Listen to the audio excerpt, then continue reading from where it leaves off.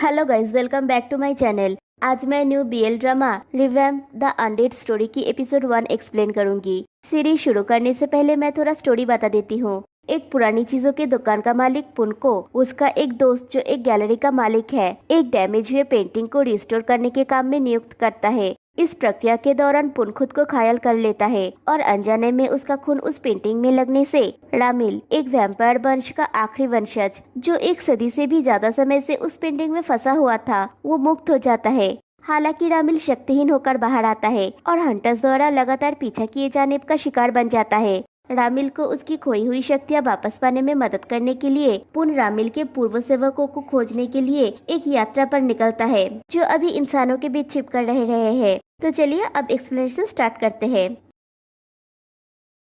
Episode 1 की शुरुआत में दो पर्सन को इंटीमेट हालत में दिखाया जाता है, जिनमें से एक पर्सन पूछता है, क्या तुम सच में हो या सिर्फ मेरे सपने में हो। दूसरा पर्सन कहता है, मैं सच में हूँ पुन। पुन पूछता है, हम एक दूसरे से फिर कब मिलेंगे। और तभी अलार्म की आवाज से उसकी नींद टूट जाती है। वो सपना देख रहा था और उसके नाक से खून आ रहा है और वो खून एक स्केच के ऊपर गिरी है। पुन टीवी में देखता है एक 100 साल पुरानी पेंटिंग की बात हो रही है जिसका नाम है वैम्पायर ऑफ ग्रीनमोर। पेंटिंग गैलरी का मालिक मिस्टर जेट कहते हैं कि आर्टिस्ट मेथस सोयल ने हमारी गैलरी को वैम्पायर ऑफ ग्रीनमोर को प्रदर्शित करने की अनुमति दी है। ऐसा माना जाता है कि इस पेंटिंग के अंदर एक असली वैम्पायर को बंदी किया गया है और वैम्पायर ऑफ ग्रीनमोर की पेंटिंग दिखाया जाता है। पुन, जो पुरानी चीजों को खरीदता, बेचता और उसकी रिपेयरिंग का काम करता है, वो एक क्लाइंट को एक पुरानी वाच रिपेयर करके देता है। वो कस्टमर उसके काम से बहुत खुश होती है। वो कस्टमर चले जाने के बाद उसके पास एक कॉल आता है। पुन का भाई स्कूल में दूसरे बच्चों से मारपीट करता है, इसलिए प्रिंसिपल ने पुन को कॉल किया है। प्रिंसिपल कहते हैं कि ओपोनेंट पार्टी बुरी तरह से जख्मी हुआ है और ये चौथी बार है जब उसके भाई ने मारपीट की है। पुन का भाई पोकपोंग कहता है कि वो लोग हमेशा उसे ये कह के चिढ़ाते हैं कि वो एक फोस्टर किड है। पुन पोकपोंग को लेके घर पहुंचता है। पोकपोंग बहुत गुस्से में होता है। पुन पूछता है, तुम झगड़ा क्यों करते हो? तुम्हें ट्रबल मेकर बनने की जरूरत नहीं थी। अगर तुम्हें ये लगता है कि इससे वो परिवार तुमसे कोई संबंध नहीं रखना चाहेगा और वो तुम्हें छोड़ देंगे तो तुम गलत हो। वैसे भी तुम्हारा नया परिवार तुम्हें एब्रॉड ले जा रहा है। पोकपोंग कहता है, तुम उन्हें मुझे क्यों ले जाने दे रहे हो? तुमने मुझसे वादा किया था कि जब हम बड़े हो जाएंगे हम साथ में रहेंगे। क्या तुमने नहीं कहा था कि हम भाइयों का एक दूसरे के सिवा और कोई नहीं है और तुम मुझे नहीं छोड़ोगे? तो फिर तुम मुझे दूर क्यों धकेलते रहते हो? पुन कहता है, एब्रॉड जाना एक बहुत बड़ी अपॉर्चुनिटी है। तुम्हें हाई एजुकेशन मिलेगा और फिर एक अच्छी नौकरी। तुम हमेशा ऐसा क्यों सोचते हो कि मैं तुम्हें दूर धकेल रहा हूँ? पोकपोंग कहता है, क्योंकि तुम मुझे चाहते ही नहीं हो, और गाड़ी से उतर जाता है। फिर कहता है, जब दूसरे बच्चे मेरा मजाक उड़ाने के लिए मुझे फॉस्टर किड बोलते हैं तो मुझे बहुत गुस्सा आता है, पर इससे मेरी फीलिंग्स हर्ट नहीं होती। लेकिन जब तुम मुझे किसी और का परिवार बनने के लिए दबाव डालते हो तो मुझे सचमुच ऐसा लगता है कि मैं एक अनवांटेड चाइल्ड हूँ। पुन कहता है, पोंग ऐसा नहीं है। पोकपोंग कहता है, मैं उस फैमिली के साथ कहीं नहीं जाऊंगा। मैं यहीं तुम्हारे साथ रहूंगा और मैं तुम पे बोझ नहीं बनूंगा। मैं कुछ टाइम से एक पार्ट टाइम जॉब कर रहा हूँ और अपना खर्चा उठा सकता हूँ। और ये बोल के वो घर के अंदर चला जाता है। पुन भी उसके पीछे पीछे घर के अंदर जाता है। वहाँ पे मिस्टर जेड होता है, जिसे देख के पुन पूछता है, तुम यहाँ पे क्या कर रहे हो? फिर शाम को पोकपोंग सुनता है पुन जेड से कहता है। पुन मिस्टर जेड से पूछता है, तुम यहाँ पे क्यों हो? मेरे पास करने के लिए काम है। और वो देखता है टेबल के ऊपर एक एनवेलप है और उसके ऊपर लिखा हुआ है, तुम्हें पार्ट टाइम जॉब करने की जरूरत नहीं है। ये पैसे लो, अच्छा बिहेव करो और घर जाओ। पोकपोंग वो पैसा लेके चला जाता है। दूसरी तरफ मिस्टर जेट पुन को वो पेंटिंग की फोटो देता है और कहता है, कल रात मेरी गैलरी में, और फ्लैशबैक में दिखाया जाता है कुछ चोर उस पेंटिंग में स्क्रैच कर देते हैं। मिस्टर जेट की सेक्रेटरी मेथड से कहती है, हमने पहले ही इंश्योरेंस कंपनी से पेंटिंग की डैमेज की वैल्यू निकालने के लिए कहा है और हमने एक्सपर्ट से जांच भी करवाई है। उन्होंने कहा है कि स्किल्ड आर्ट रिस्टोरर की मदद से इस पेंटिंग को उसके ओरिजिनल स्टेट में रिस्टोर किया जा सकता है। हमारे गैलरी की एक हाईली स्किल्ड रिस्टोरर है जो इसे लगभग 90% ठीक कर सकता है। हमारी गैलरी पूरी डैमेज की रिस्पॉन्सिबिलिटी लेगा। मेथस उस पेंटिंग की लॉकेट में अपनी उंगली रखता है तो उसकी उंगली कट जाती है। वो इशारा समझ जाता है और उस पेंटिंग की तरफ देख के कहता है, टाइम हो गया है मास्टर। कहानी प्रेजेंट में आती है।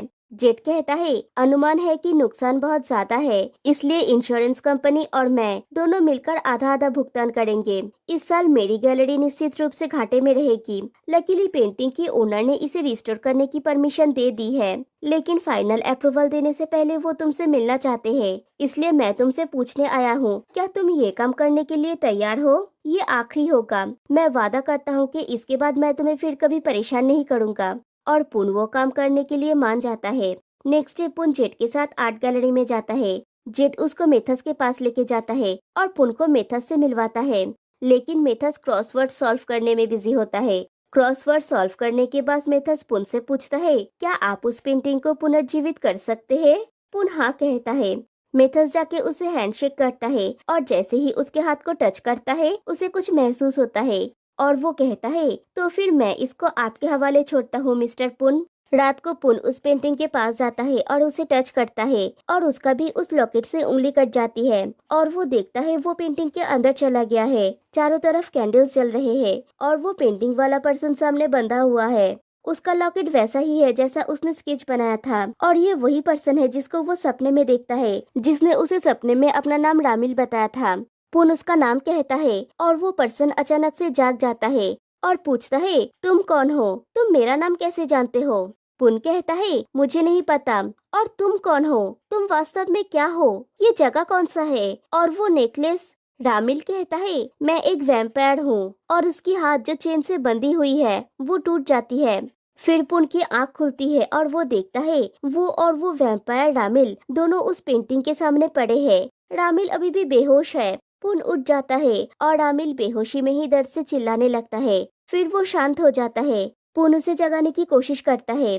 फिर पुन उस पेंटिंग और रामिल को अपने घर ले आता है और उसे सोफे पे ले जाके सुला देता है। फिर पुन जेट को कॉल करता है तो जेट पूछता है, काम हो गया क्या? पुन कहता है, अभी नहीं, मुझे लगता है ये और भी ज्यादा कठिन काम है। मुझे शायद कुछ और दिन की आवश्यकता होगी। जेट पूछता है, क्यों, क्या हुआ? पुन कहता है, कुछ नहीं, मैं कुछ दिन घर पर इस पर काम करना चाहूंगा।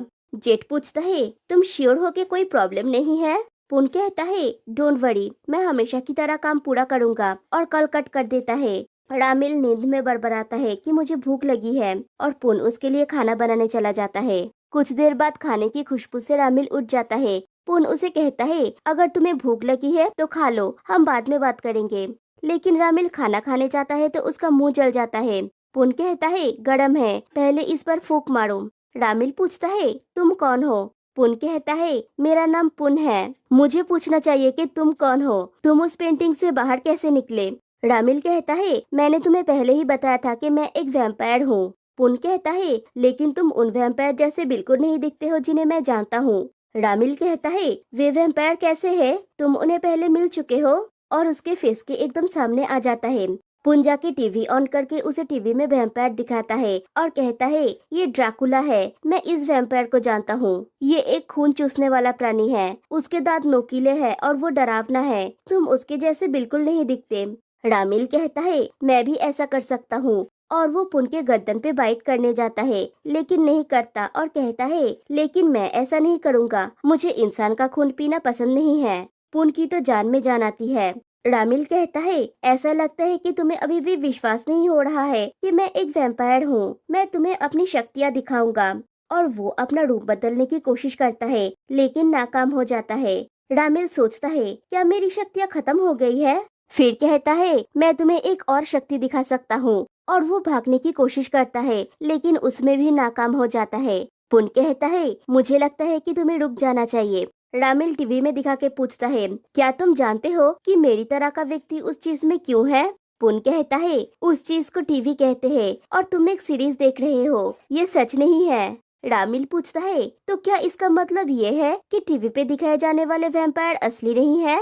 पुन हाँ कहता है। रामिल पूछता है, तो क्या मैं ये सीरीज देख सकता हूँ? पुन कहता है, ठीक है, देखो, मैं नहाने जा रहा हूँ। ये कह के पुन चला जाता है और रामिल बैठ के सीरीज देखने लगता है। नहाने के बाद पुन रामिल के लिए पिलो और ब्लैंकेट लेके आता है और कहता है, आज रात तुम यहाँ पे सो सकते हो। रामिल पूछता है, तुम कहाँ सोओगे?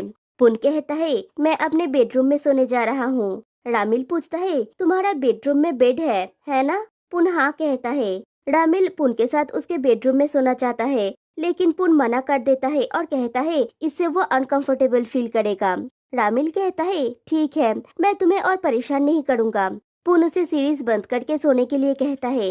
रामिल पूछता है क्या मैं बस एक और एपिसोड देख सकता हूँ? मैं ये चीज देख रहा हूँ कि एक वैम्पायर कैसे इंसान का दिल जीत सकता है। टीवी में एक किसिंग सीन दिखाया जाता है तो रामिल पूछता है अगर मैं ऐसा करूँ तो क्या होगा? क्या तुम मुझे अपने बेड पे सोने दोगे? और एक क्यूट सी स्माइल देता है, लेकिन पुन टीवी ऑफ करके वहाँ से चला जाता है। रामिल बेचारा क्या करेगा, वो सो जाता है। थोड़ी देर बाद पुन आके देखता है रामिल सो गया है। पुन अपने रूम में जाता है और उसी पेंडेंट के स्केच को देखता है। पुन को फिर से वही सपना आता है। नेक्स्ट डे फिर से अलार्म की आवाज से उसकी नींद टूटती है और उसके नाक से खून निकल रहा होता है। उसे दो लोगों के बात करने की आवाज आती है। वो किचन की तरफ बढ़ता है तो देखता है वहाँ पे रामिल के साथ मेथस है, जो रामिल को मास्टर बोल रहा है। मेथस खाना बना रहा है और रामिल उसके पास खड़ा होकर बकबक किए जा रहा है। फिर वो पुन को देख के पूछता है तुम उठ गए? मेथस आगे आके कहता है थैंक यू मिस्टर पुन, मेरे मास्टर को मुक्त करने के लिए थैंक यू। और इस चक्कर में सब्जी जल जाती है। मेथस और रामिल पुन को एक होटल में ले जाते हैं। लिफ्ट में मेथस कहता है ये होटल जोनोएल फैमिली का है, इसे मैं मैनेज करता हूँ। इस फैमिली का पेंट हाउस टॉप फ्लोर में है। टॉप फ्लोर में वो लोग लिफ्ट से बाहर निकलते हैं। मेथस कहता है ये पूरा फ्लोर जोनोएल फैमिली के मेहमानों के लिए है, लेकिन जब से मास्टर को घर से निकाल दिया गया है तब से बहुत कम मेहमान आए हैं। फिर पूछता है मिस्टर पुन, क्या आप वैम्पायर्स के बारे में कोई मिथ जानते हैं? हमने पीढ़ियों से इंसानों के बीच छिपकर लंबा और अमर जीवन जिया है। मास्टर रामिल हमारे वैम्पायर वंश के अंतिम वंशज है। फिर वो लोग एक रूम में जाते हैं। मेथस पुन से पूछता है आप क्या पीना चाहेंगे? पुन कहता है पानी। मेथस चला जाता है। मेथस चले जाने के बाद रामिल कहता है चिंता मत करो पुन, मैंने तुमसे कहा था मैं इंसानों का खून नहीं पीता। मेथस पुन के लिए पानी और रामिल के लिए एक काला टाइप का कुछ ड्रिंक लेके आता है। पुन मेथस से पूछता है क्या तुम लोग सच में वैम्पायर हो? रामिल पूछता है तुम्हें अभी भी हमारी बात पर विश्वास नहीं है? मुझे इसे कैसे साबित करना होगा? मैं इस समय शक्तिहीन हूँ। मेथस तुम्हारे पास मेरे गति की शक्ति है, इसे पुन को दिखाओ। पुन कहता है कोई जरूरत नहीं है, मैं मान लेता हूँ कि आप लोग सच में वैम्पायर है, लेकिन तुम लोग मुझे यहाँ पे क्यों लाए? मैंने कल रात तुम्हारे मास्टर की मदद की थी क्योंकि वो बेहोश हो गया था। अब तुम उसे वापस ले सकते हो। मेथस कहता है आपने मेरे मास्टर को मुक्त किया है, लेकिन अब वो शक्तिहीन है। मुझे उनकी शक्तियाँ पुनर्स्थापित करने के लिए कुछ प्रक्रिया करना होगा। पुन पूछता है इसका मुझसे क्या संबंध है? मेथस कहता है हर वैम्पायर प्रक्रिया में मानव रक्त की आवश्यकता होती है। आप एक इंसान है जो उसके साथ एक बंधन में बंध गए हैं, इसलिए शायद हमें आपके खून की जरूरत होगी। पुन कहता है तुम मेरे खून का इस्तेमाल नहीं कर सकते, मेरा इससे कोई लेना देना नहीं है। और वो जाने की कोशिश करता है, लेकिन पलके झपकते ही मेथस उसका रास्ता रोक के खड़ा हो जाता है और रिक्वेस्ट करता है हेल्प करने के लिए। पुन के पास और कोई रास्ता नहीं होता तो वो खून देता है।